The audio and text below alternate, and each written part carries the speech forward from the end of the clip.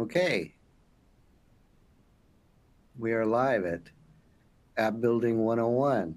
We'll take a few minutes for people to keep joining, but if you can see and hear, then you're in the right place for App Building 101, and we'll get started in just a minute or two. And thanks for being here.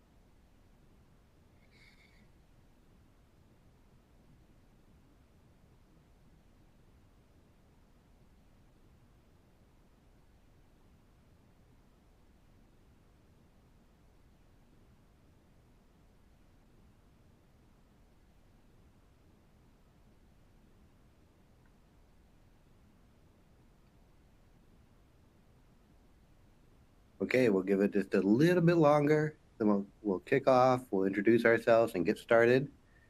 App Building 101 with Splunk.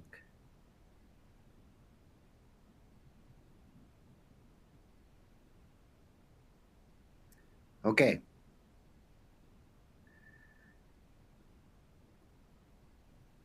Let's get started.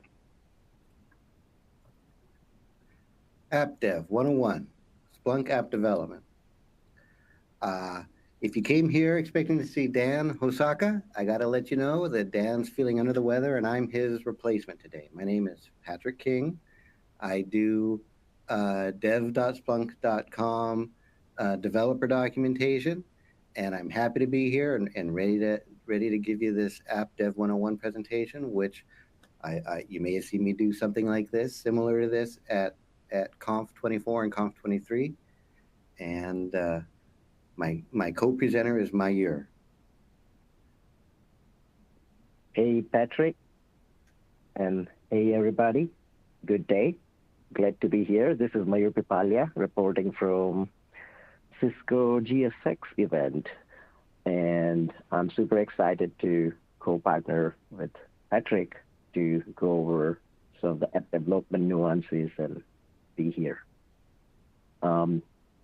On the work side, I lead forward deployed software engineering team at Splunk. So we live and breathe by building apps for our customers and partners.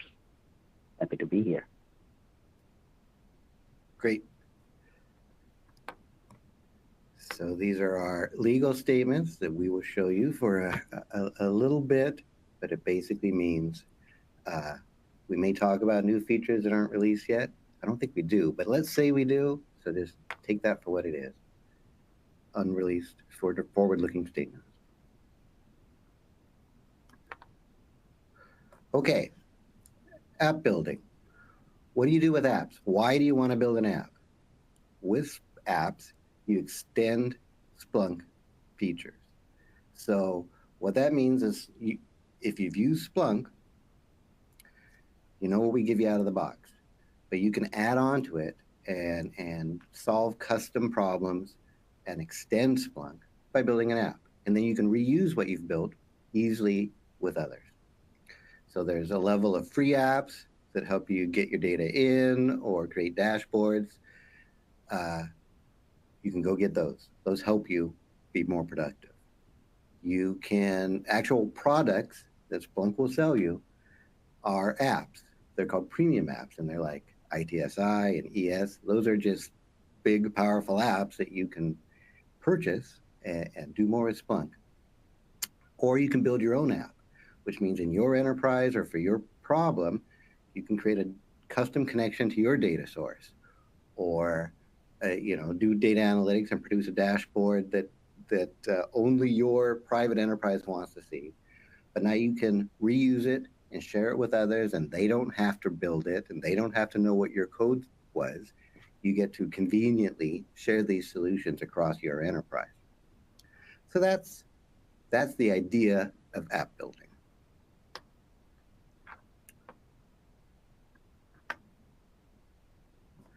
When we get started here, let's have everyone here give an answer about where they feel they are on their Splunk journey. Expert, some familiarity, brand new, or you don't even know how to answer the question. There's no wrong answer, but we'd like to kind of gauge how you feel and where you're at in your level of Splunk experience.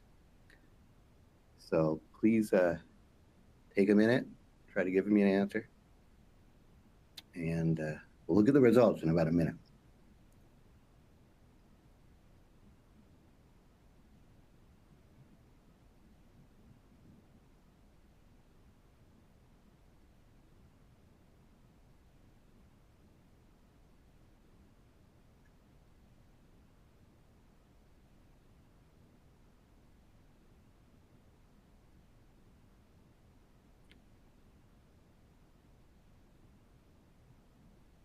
Okay, if you've pondered that, let's take a look at what the answers are, what the results say.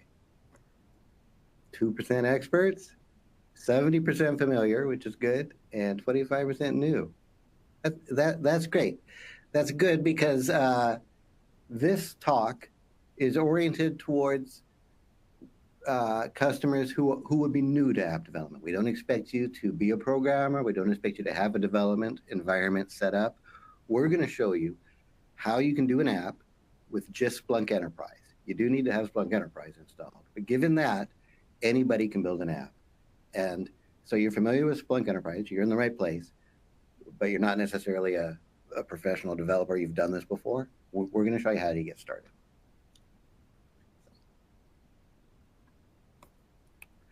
So no matter what you've done with Splunk, if you've done something, you're a Splunk builder. That means if you've run a search or gotten data in with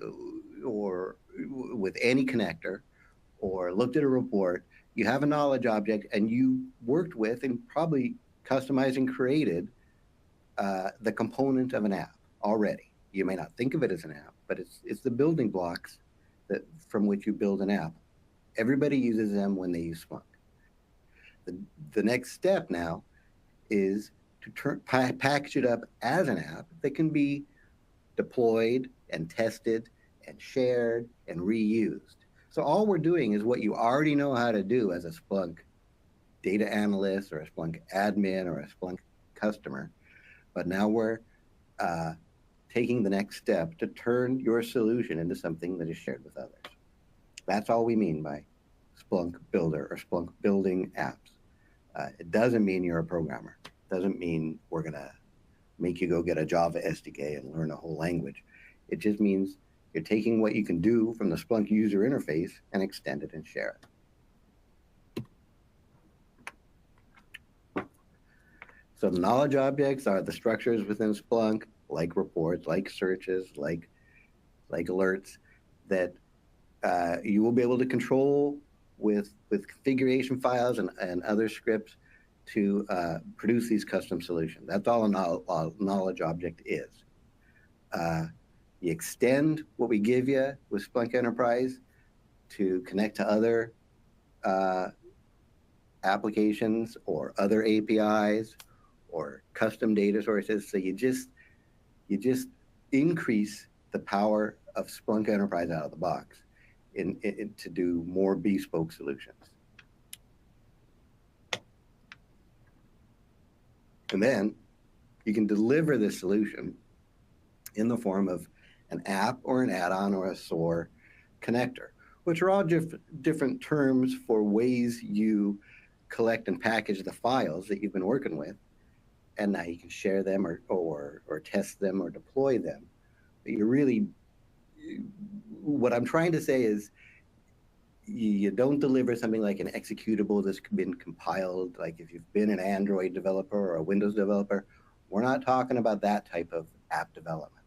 We're talking about the files that come with Splunk, put in the right place. That's your app.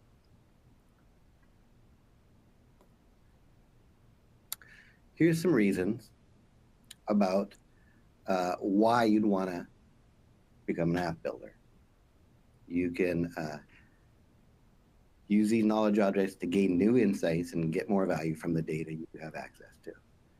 You have modular inputs or the HTTP event collector, two different ways to get more data into Splunk through an app.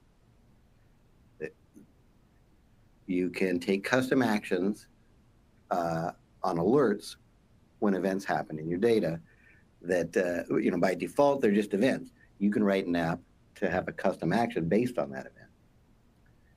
You can visualize data in new ways with custom dashboards and new types of charts and graphs and front-end user interfaces that make it look better than ever. You can really be creative and colorful with our front-end and user interface development tools.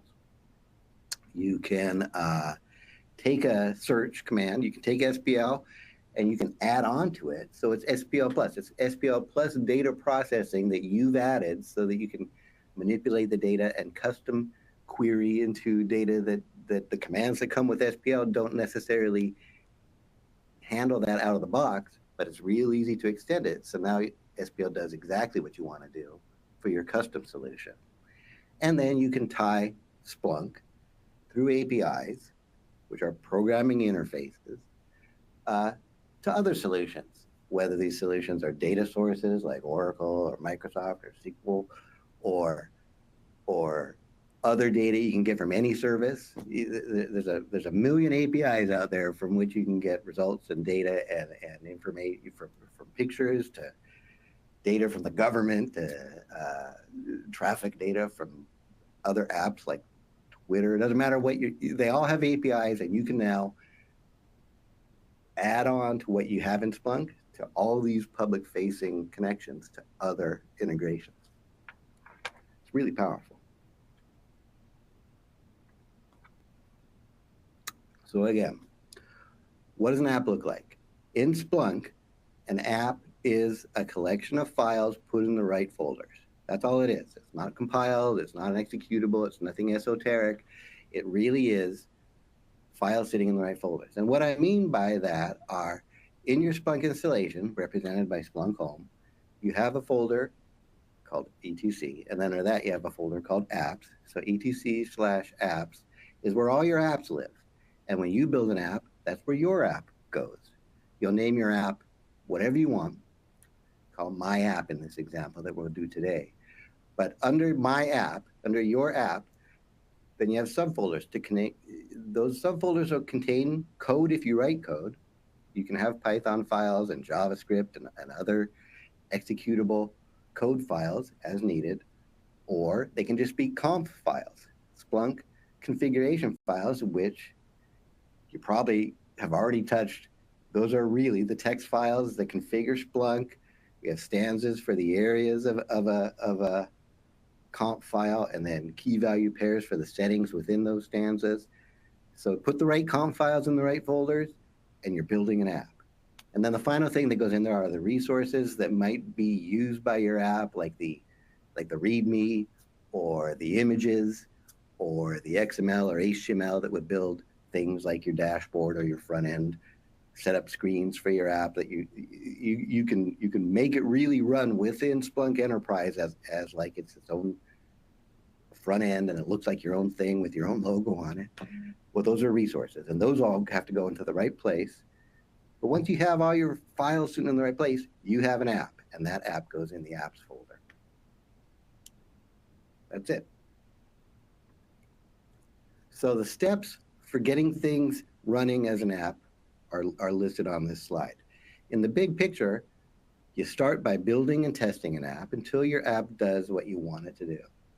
And then optionally, right then, you're done. You have an app, and if you're on your own or you're in a private enterprise and you're done, you can distribute that to your coworkers or to your deployment at your enterprise.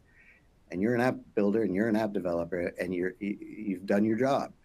But there's another level on the right side of this slide where you can publish this app out to other people. So we have Splunkbase, which is a website. Go to splunkbase.splunk.com and you can see it. And what that what that represents is our app marketplace for all Splunk customers. So when your app is built, you've coded it up, you've tested it, you've validated it, you can then package it and send it to Splunk base, and it'll get tested again. But once it passes its Splunk base test, you have a page on Splunk base where your app is now available for download, and the contact information for you is on there. You have an identity and a presence where you can market your apps and show screenshots and provide documentation, and there's ways to monetize your apps, or you can give out apps as solutions for free. It's your choice. And then you have this listing on the Splunk base, and you can re-release your app or archive your app when it's ready to take it down and make it not available any longer because it's out of date. So you manage your app, and you can see its traffic and identify your customers of your app and contact them.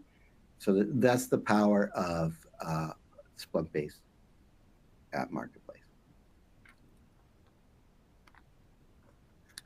So I kind of skipped over, like, step 3 on the prior slide was build your app, and that implies a little bit of work. It's not just build your app and it takes 1 second. What that means is you're going to have to learn and test and code a little bit.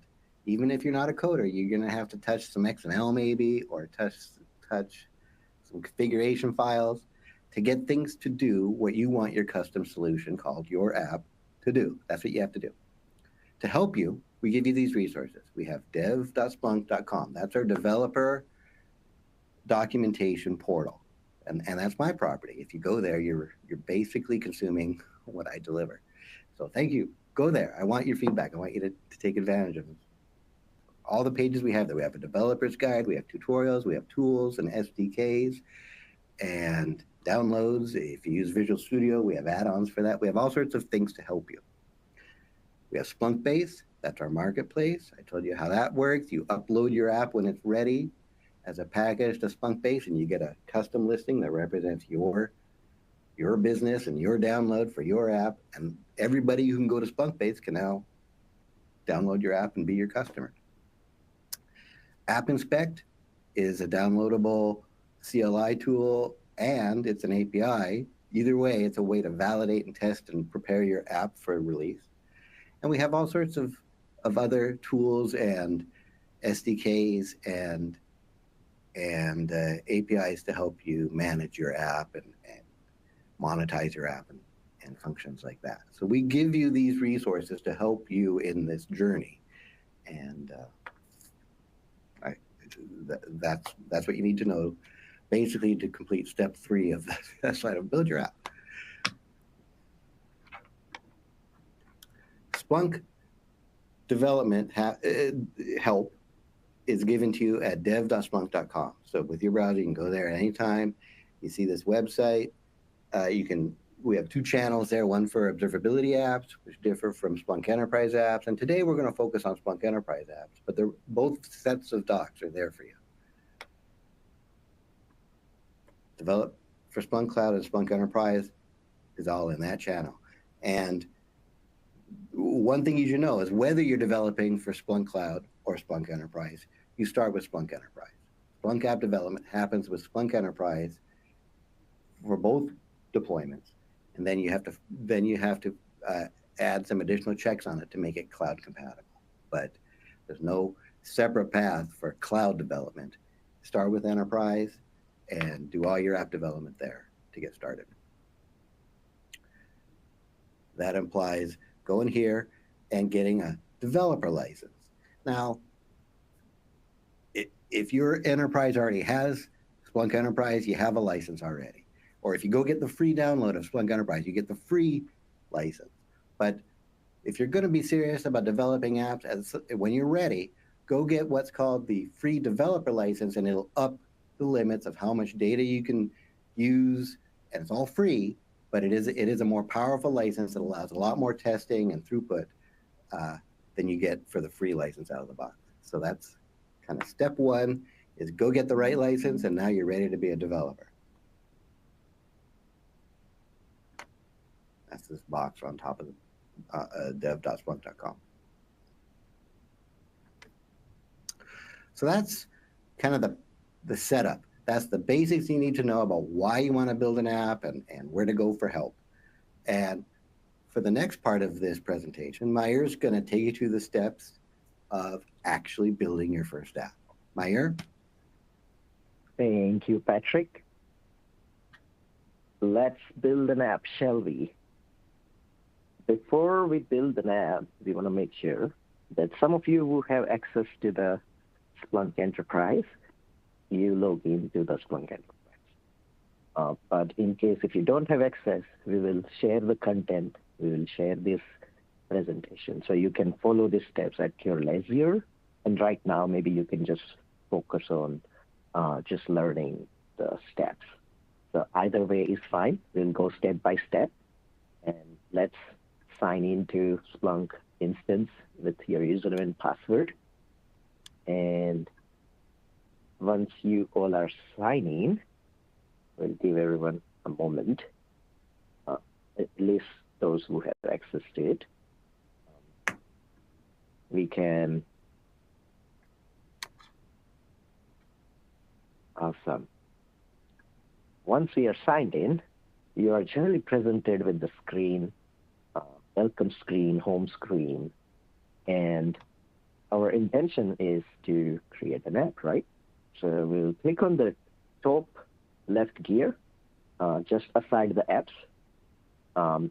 And once you click on that gear, what it does for you is that it opens up the view, which is to manage all the apps in the Splunk, right? Like which would allow you to see all the apps, their names, folder names, version. But our intention is not to manage the app, but more like create an app. So we'll click on once you have the view of list of the apps, it allows you to create an app. So we'll click on the top right Create App button. And once you click on that app button, you are generally presented with a templated setting like this, where you can basically define your new baby app, right? You give it a name, you give it a folder name, also the version, and maybe optionally author, which is yours truly, and the description of your app. We'll start with my app as the app name, and the folder name would be lowercase. And I'd like to quickly pause for a moment and say, for the URL, like we don't have a test URL right now. So if you have access to the Splunk instance, you would be able to log in and do this exercise. Otherwise, you can do this at your own leisure. We will share the content. Right? So back to the defining our baby app. You give it a name. The must-have here is a folder name. And then once you are all set with defining your name of your app, we go and click on the Save button on the bottom right, the green Save button. And once you click on the Save button, you should be able to see your app on the left-hand side, where you generally typically see all the apps. So check it out, right? My app or my baby app, whatever the name that you have defined, should be visible.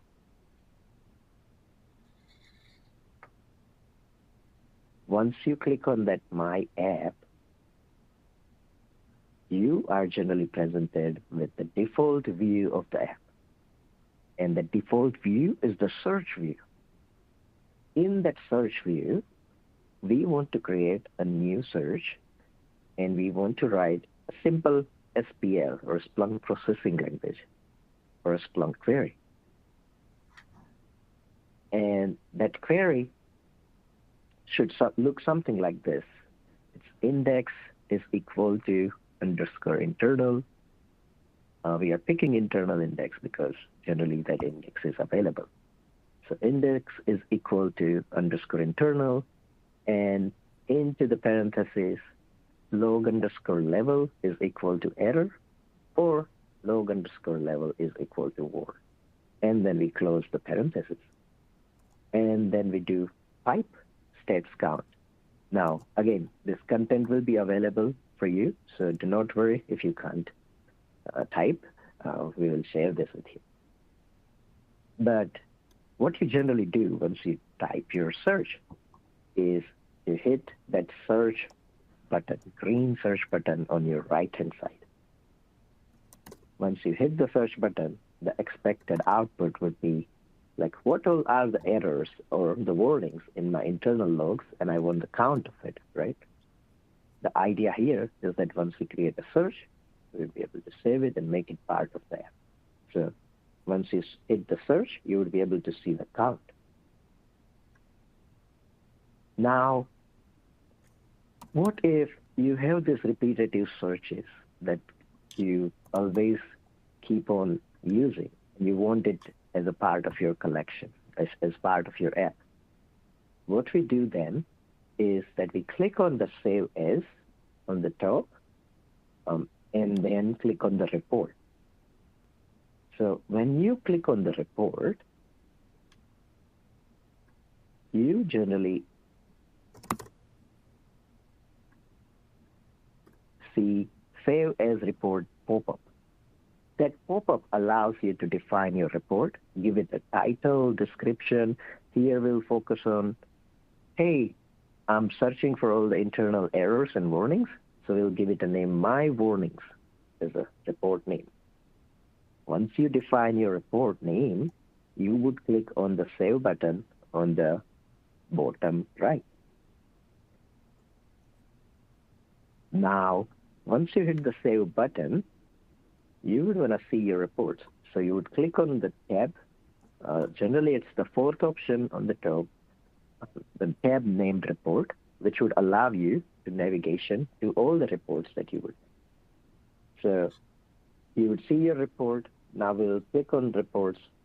So once you click on the reports, you would be able to see the view where it shows you My Warnings, the report you just created, under this app. So remember, the apps in Splunk provides very granular level of RBAC, or role-based access control.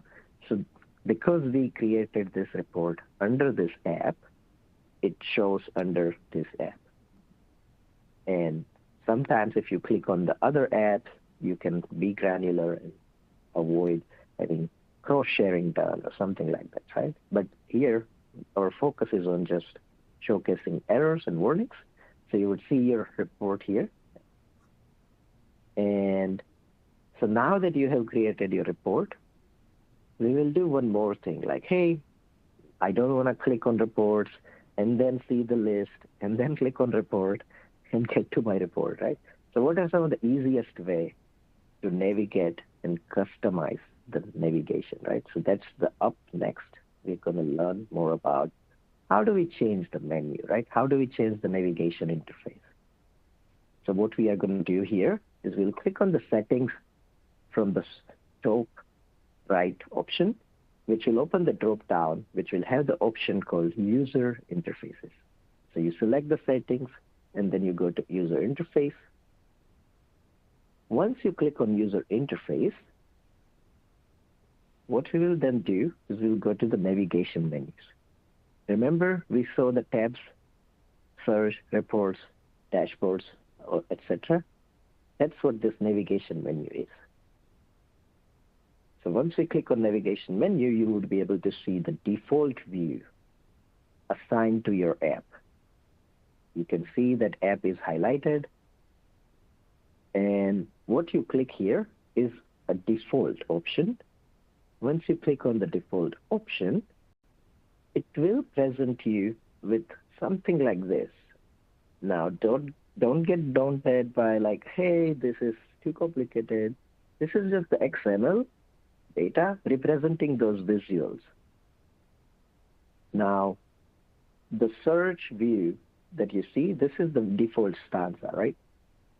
Now, you can customize this generally to add contact details, find support for cross-functional teams. But here our focus is to add our warnings in our tabular form, right?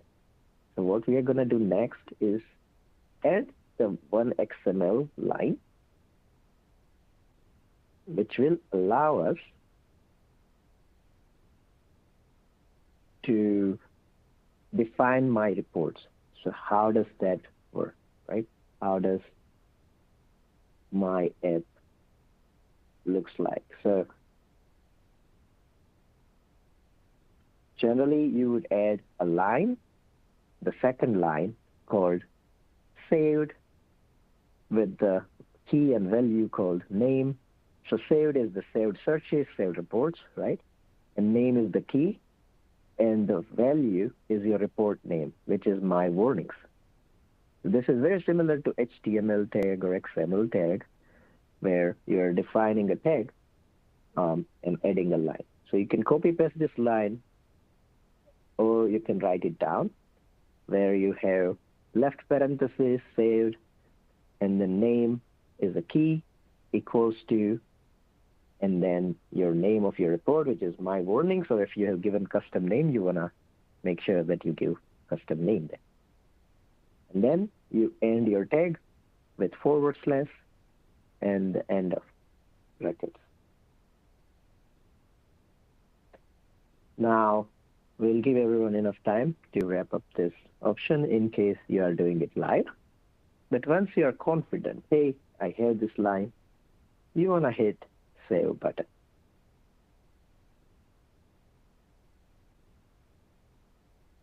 Now that you have successfully saved your navigation tabs or navigation XML, we will quickly navigate to our app. How do you navigate? You click on the top left apps drop down, and then you would see the list of apps where you would want to click on My Apps.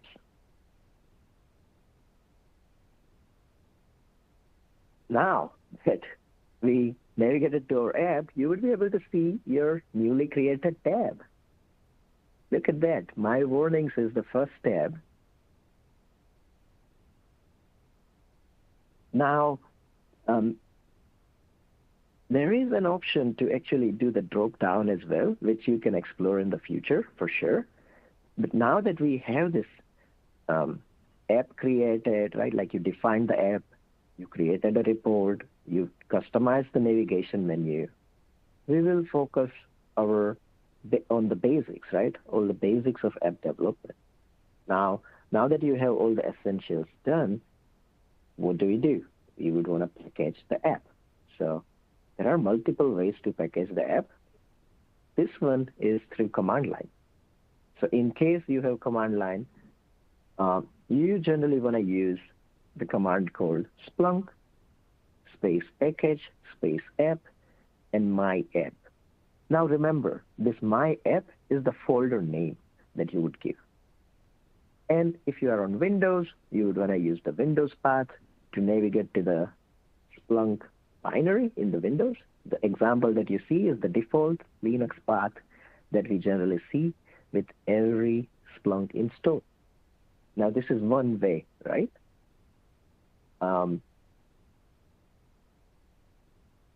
Now that once you type this command, Splunk package app, my app, and you hit the enter, generally you get the acknowledgement that app named my app is packaged and the package location is under this path.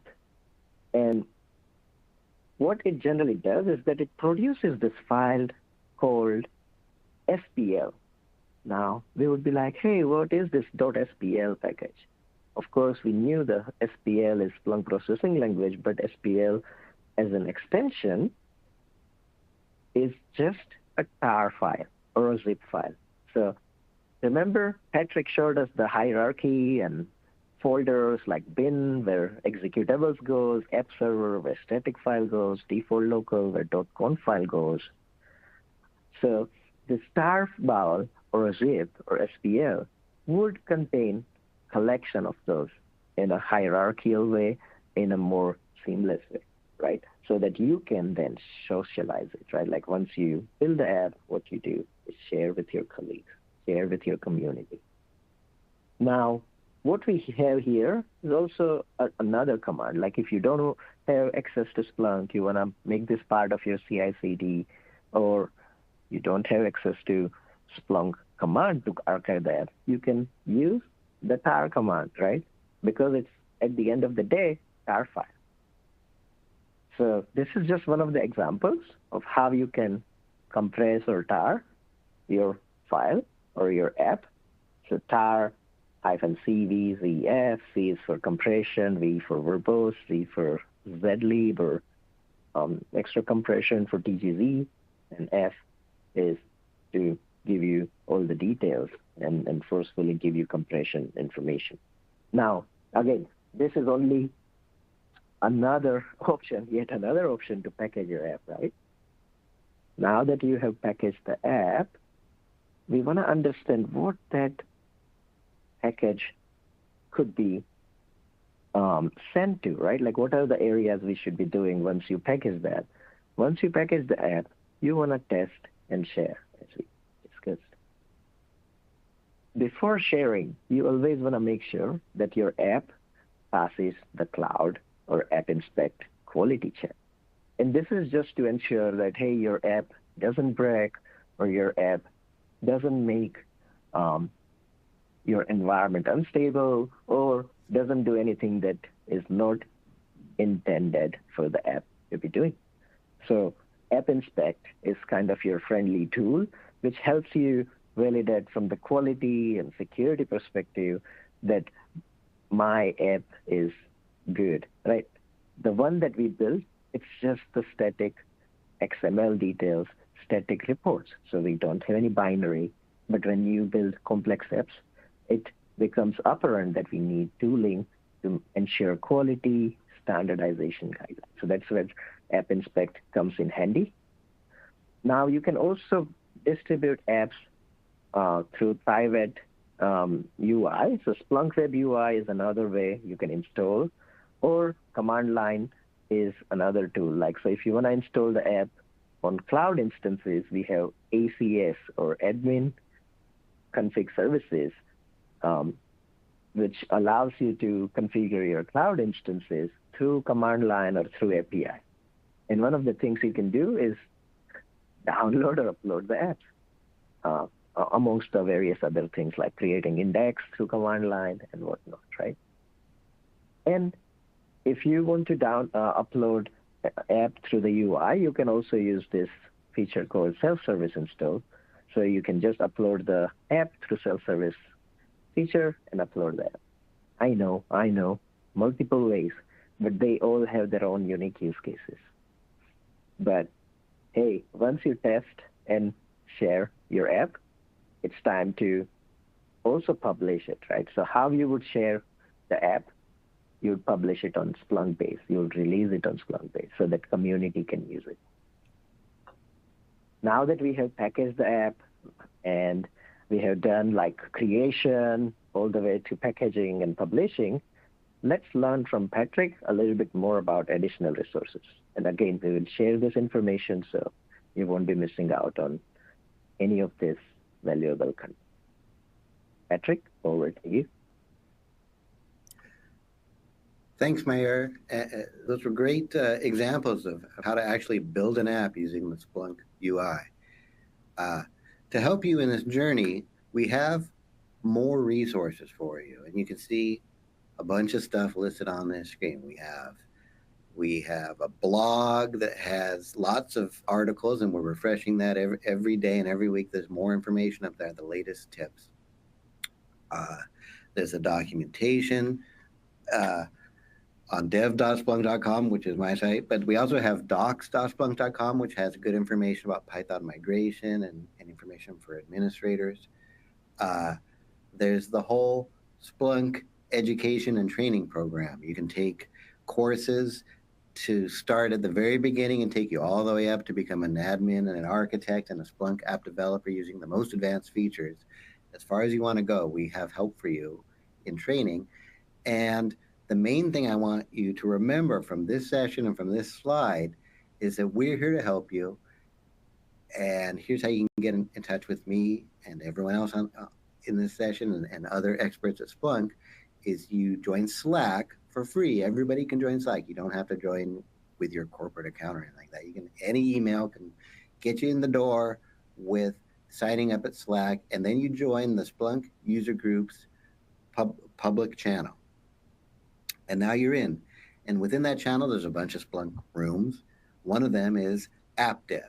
So join the Splunk App Dev room on the Splunk user groups free public Slack channel, and we're there every day. And our engineers are there, and our PMs are there, and our support program is there, and that's where you can ask any question that comes up, or show us what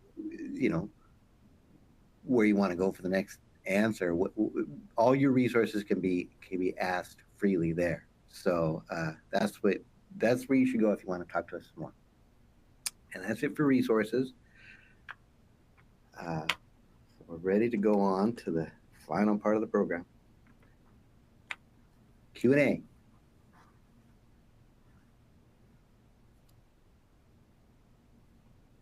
Let's see what we have for Q&A.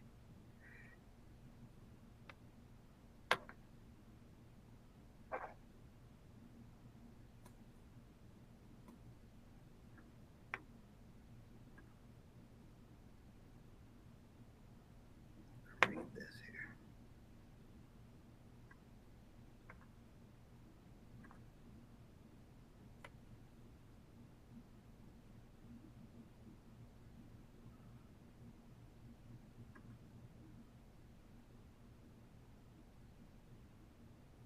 Reading these questions.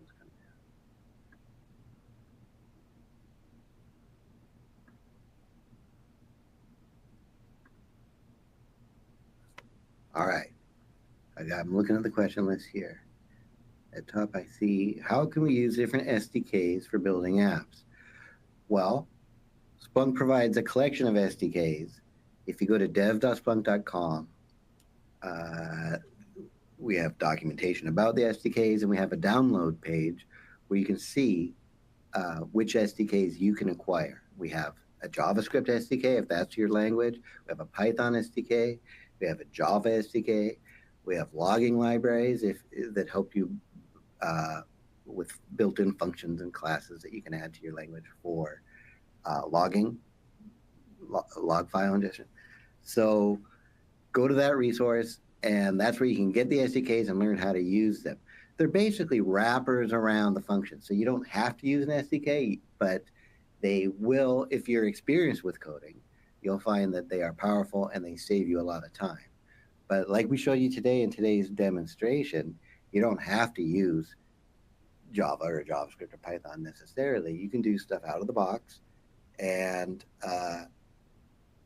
there's a implication that if you're going to use the Java SDK, you're going to have to download a Java runtime, from Oracle, the JDSK.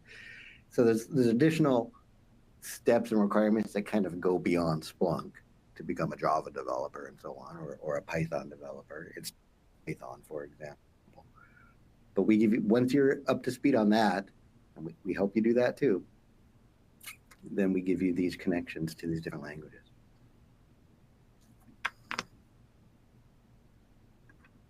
Mayur, do you see any questions you want to answer? I answered a couple of questions on app development and observability side. So this session is focused on Splunk platform apps, mainly focused on enterprise and cloud. Although we plan to have some more content on app development around observability, how do you instrument your app and things like that in the future. So look out for that. Maybe for the second half of the year, we may have that coming up. I see one of the question around, have you had any success using OpenJDK? I'm not sure what the exact context is, but from my past experience, we have used OpenJDK through Splunk. Splunk does have like some of the products like ITSI and ES comes with its own flavor of Java version, but you can always override the default required version and use OpenJDK. Um, Remember, most of the apps, uh, and especially if you work on backend side of the elements, it uses Python as a backend. So you may wanna tweak Python to work with OpenJDK. Um, and Matt, please feel free to reach out to us, to get more help, maybe through your account as well, for your specific needs and questions as well. And I think there is one more question I see from Mark around whether we have example of Splunk Enterprise with OpenTelemetry and their log observability. Um, so Splunk Enterprise is actually previewing one of these features where you can um, see lot of the features. I think I'll take the log observability part. Lot of the features that you see in observability into Splunk web itself. So you don't have to do a lot of back and forth between the tooling. And Splunk also supports OpenTelemetry on top of like whether you want to use Universal Forwarder, which is a pretty standard way of working with data ingestion. What you would want to use for examples for Splunk Enterprise with OpenTelemetry is Hack. So OpenTelemetry supports HTTP Event Collector or Hack, which takes care of your data or GDI or getting data into Splunk through OTel or OpenTelemetry. Fluentd is another one. But again, know that if you need proper support, do use Universal Forwarder and Splunk supported OpenTelemetry operators. Just something to think about as well as you plan. Patrick, do you see any other questions? Oh, yeah, I see a couple of them. Let's see. I'm seeing ones that I've answered. Yeah, I don't see any unanswered ones right now. I see one through Mark, which says, do you have any examples of Splunk apps and app dynamics? Sure. App dynamics, we have an integration with App Dynamics, and Splunk is investing a whole lot more on making App Dynamics to Splunk, Splunk to App Dynamics part seamless. So there is more to come on just product integration. But in terms of Splunk apps connecting to App Dynamics, there is one open source app called App Dynamics add-on for Splunk. And you can download those actually on Splunk Base. So beauty of Splunk Base is that you can actually download these apps, right? SPL or TGZ file. You can kind of rip them apart, reverse engineer, or be that builder tinkerer, right? And you can see how those apps are built. And when you see enough of those variants, you would be able to go like, oh yeah, this is how I can do more advanced things. So Mark, hope that answers your question, but please reach out in case you need more help. Yeah, one of the nice ideas about Splunk apps is you can go to Splunk Base, search for App Dynamics, and find everything available. You might find something from App Dynamics, you might find something from a third party that is just their custom solution, and you get the download. And like it's not an obfuscated compiled download. It's the files they used within Splunk to do what they did with App Dynamics. And if it works for you out of the box, okay, you've added on. If you learn from it and change one setting, you now can take that app and turn it into your custom app that 90% of it was done by the App Dynamics team, and you add one more thing, and now it works with your particular query or question or data source. So that's what's great about Splunk apps is they are files for you in the right folders that you have access to under your Splunk enterprise home directory.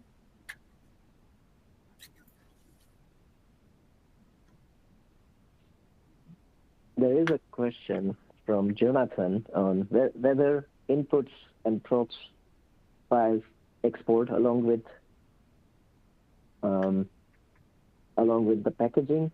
So It depends on how you package the app, but generally, everything if you use the Splunk app package command, then everything that's in default gets exported, but anything that's in local doesn't, because local is treated as more like your custom dev settings, which shouldn't be ported to more like production release, which is generally the default is used for, like, hey, what are the default definitions that we're gonna have for that?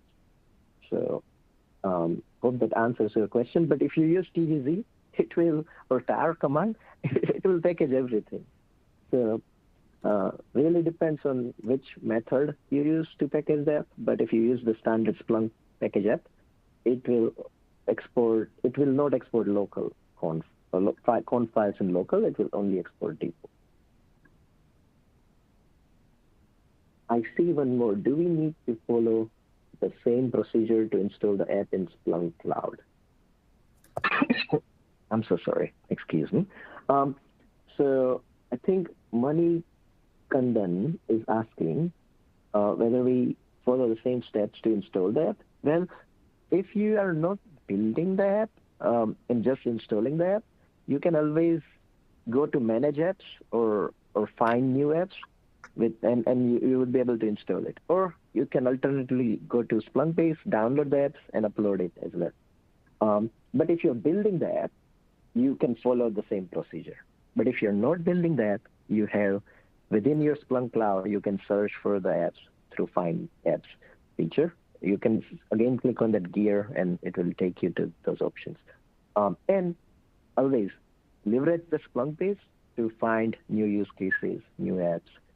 There are a few apps on GitHub as well. We are hoping to make it more linear as well through open source standardization. So look out for that in H2 and for the remainder of the next year as well. So a lot of exciting things coming up there. Let's see what else we have.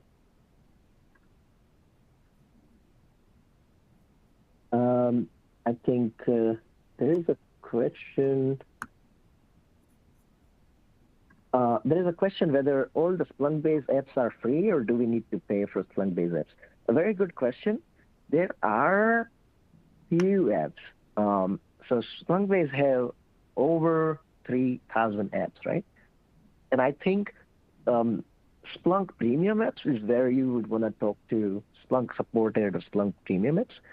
Splunk's Premium apps is where you want to talk to your account team because there may be some licensing part and how you want to get access to part being discussed. So Premium apps being Enterprise Search or ITSI, right? Or PCI. Now, another part where you would encounter licensing is third-party app or partner-built app, which essentially enforces licensing. So it's still on Splunk base. The apps are still on Splunk base, but in order to get support or sometimes in order to get the core logic, you would want to pay some amount to the partner to get. But let me tell you this, apart from this, 90% of the apps on Splunk base are free.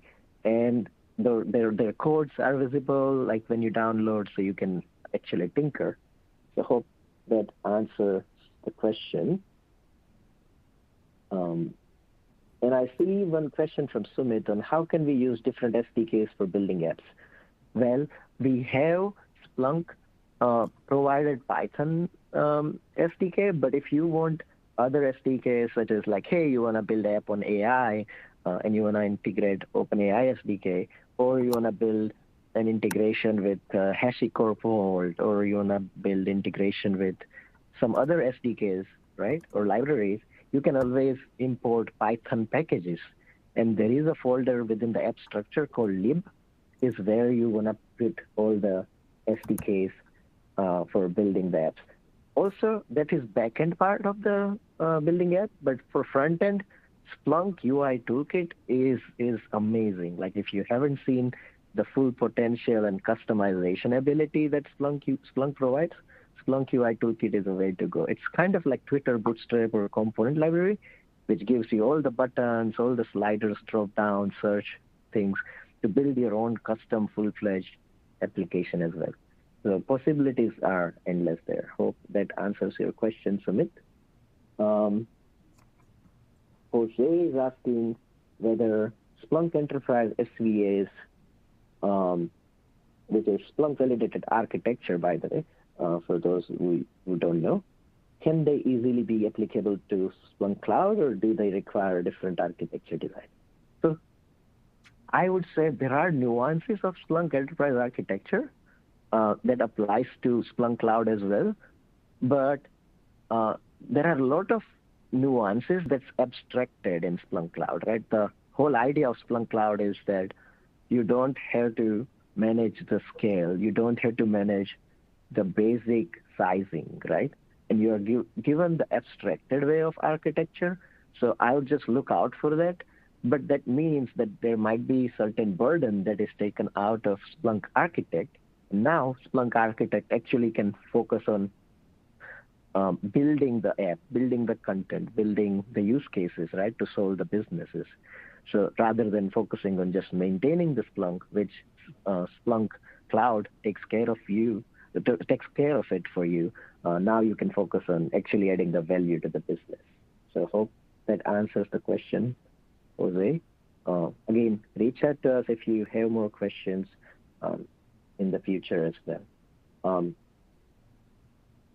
There is another question on, is this being done on Searchhead, or does this process work for those of us using the deployment server? A very good question. Just building and testing the app, depending on the use case, you can do it in any type of Splunk instances. But with that said, do know what your use case is. If it is custom search command, you may want to make sure that it works on Searchhead and indexes. But if it's just the basic app with just the knowledge objects like searches, reports, and if your deployment servers also has ability to do the searches, you should be able to use deployment server. But know the limits of your instance type and see. Generally, what I recommend customers is that they have their dev instances or solo standalone instances, which have all these abilities of searching, reporting, so that you can actually build the app while testing it, and then have your production as more like, hey, this is distributed architecture, more large scale, and let's deploy it there once it's tested in your dev environment. And your dev environment could be single search head or single all-in-one instance, or it could be a small clustered environment as well. One of the great ways to test this is if you are familiar with containerization. Splunk does provide a Docker-based solution where you can spin things up and down, and you can build like complex search head or indexer cluster type of situation with just Docker, right? And that way you can just annotate one virtual machine or in your instance, which can simulate all these hybrid scenarios, or you can use your machine. But I would always recommend using VMs. In the future, we are hoping that you are able to do one-click Docker setups as well for development purposes, where you have all the IDEs available and whatnot. So that's also coming up to make builders' life easier. So that's what we are aiming for in terms of making development fun. Hope that answers your question. Let's see, what else do we have? Will Splunk Enterprise, I think Jose is asking, will Splunk Enterprise be executable in ARM-based devices? So we do have some ARM support because even in the cloud, right, we support AWS Graviton instances. Behind the scenes, those AWS Graviton instances are ARM-based. So there is downloadable when you go download Splunk Enterprise. Some ARM architectures are supported, but do know that ARM has multiple variants. So do check whether your specific ARM hardware is supported or not. Um, and do check out the Splunk Enterprise download option where you get all the options to select whether you want to install this on Mac, Windows, Linux, ARM, etc.